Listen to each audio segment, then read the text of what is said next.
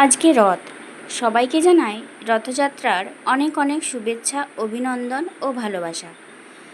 Hello everyone, আমি স্নিগ্ধা চলে এসেছি তোমাদের কাছে আরেকটি অন্যরকম ভিডিও নিয়ে।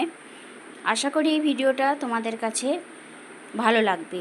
তো দেখতে থাকো ভিডিওটা। ভিডিওটা বড় হয়েছে, কিন্তু তবুও বলবো তোমরা শেষ পর্যন্ত দেখো, অবশ্যই ভালো লাগবে। তো দেখতে পাচ্ছ, এটা হচ্ছে আমাদের বাড়ির দুর্গা প্রতিমা। আজকে প্রতি বছরের নয়, এবছরও দুর্গা মায়ের গায়ে মাটি দেওয়া হলো। তো আমাদের এই দুর্গা ঠাকুর নিয়ে বহু পুরনো কাহিনী রয়েছে। তো তোমাদেরকে একটু সেই কাহিনী বলি, তোমরা শোনো। আমার বাড়ি কামারপুকুর। তো কামারপুকুর তোমরা অবশ্যই চেনো বা জানো, শ্রীরামকৃষ্ণদেবের জন্মস্থান। তো এই শ্রীরামকৃষ্ণদেব, এই যে দুর্গা ঠাকুরের প্রতিমাটি তোমরা দেখতে পাচ্ছ, এটা হচ্ছে মানিক রাজার দুর্গা মন্দির।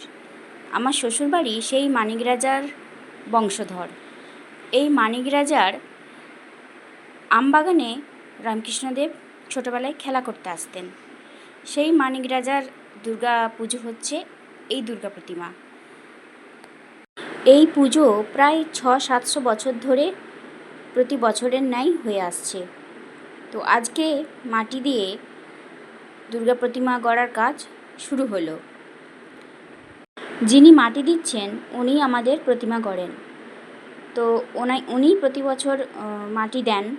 তো তারপর ধীরে ধীরে দুর্গা পুজো মানে ষষ্ঠী পর্যন্ত দুর্গা প্রতিমাকে সাজানো গোজানোর কাজ হয়। তারপর আমাদের পুজো আরম্ভ হয়। পুজো আরম্ভ হয়ে যায় প্রতিপদ থেকেই। প্রতিপদই ঘট তোলা হয়ে যায়। তো এই দিনেতে আমরা বাড়ির বউরা, বাড়ির বড়রা, বয়স্করা সবাই এসে এই মন্দিরে হাজির হই। উলুধ্বনি, শঙ্খধ্বনি, ধূপ, মোমবাতি সব দিয়ে মাকে আহ্বান করা হয়। খুব ভালো লাগে এই দিনটাতে। এই দিনটাতে বাড়ির বড়রাও যেমন মন্দিরে উপস্থিত হয়, তেমন বাড়ির ছোটরাও উপস্থিত হয়, আনন্দ করে, মজা করে। তারপর সবার শেষে মিষ্টিমুখ করানো হয়।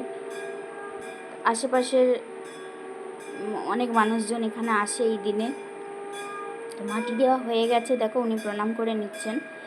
এরপর চলবে আমাদের মিষ্টিমুখ করানোর পালা। তো এখানে আমার শাশুড়ি মা সবাইকে মিষ্টিমুখ করাচ্ছেন। এটা হচ্ছে কামারপুকুরের বিখ্যাত সাদা বোঁদে। তোমরা অনেকেই জানো কামারপুকুরের এই সাদা বোঁদে কামারপুকুর ছাড়া অন্য কোথাও কিন্তু পাওয়া যায় না। তো সেই সাদা বোঁদে সবাইকে দেওয়া হচ্ছে। অনেক কচিকাচারাও আছে। এই হচ্ছে পুরো মন্দিরের পরিবেশটা। ইনি হচ্ছেন আমার শাশুড়ি মা। তো বয়স্করা মিষ্টি দেন। তো ভিডিওটা কেমন লাগলো তোমার অবশ্যই জানিও।